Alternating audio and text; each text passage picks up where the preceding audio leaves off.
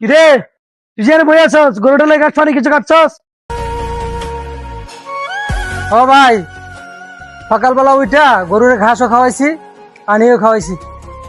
Mac করছে রাত্রে গরুটা খাওয়াবে কি? মারে বে তাড়াতাড়ি গাছ কাটে নিয়ে যাই। এখানে বই আছিস কে রে?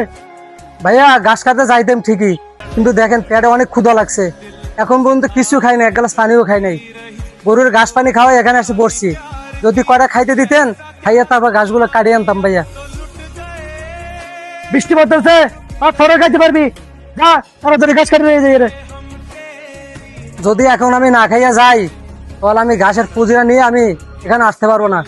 আমার শরীরটা অনেক ক্লান্ত ভাইয়া। আগে দুটো যদি খাইতে দিতেন, খাইয়ে ঘাসগুলো আমি কাটিয়ে আনতাম। এক কাজ কর, যা একবারে লবণ আর পান্তা ভাত আছে, যা মরিচ দিয়ে কষলে খাই ফেলা। যা তাড়াতাড়ি যা। तो लुट गए हम तेरी मोहब्बत কিরে তোর কপাল কি আজকেও খারাপ?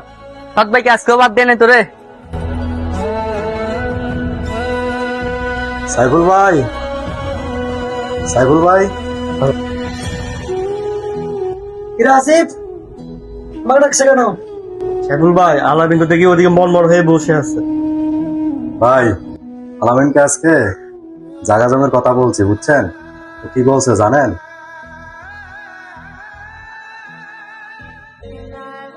কিরে বন্ধু, সাইফুল ভাই আজকে তোরা বাদ দেয় নাই?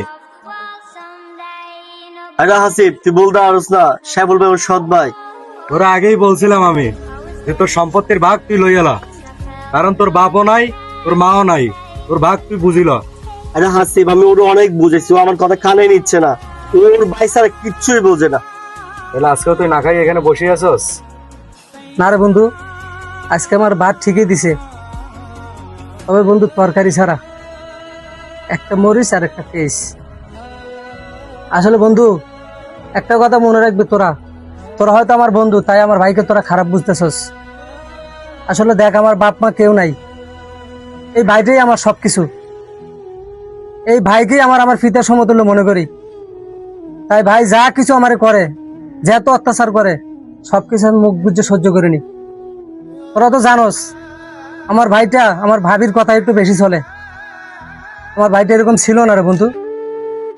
আমার ভাবি আসার পর থেকে আমার ভাইটা কেমন জানি এলোমেলো হয়ে গেছে।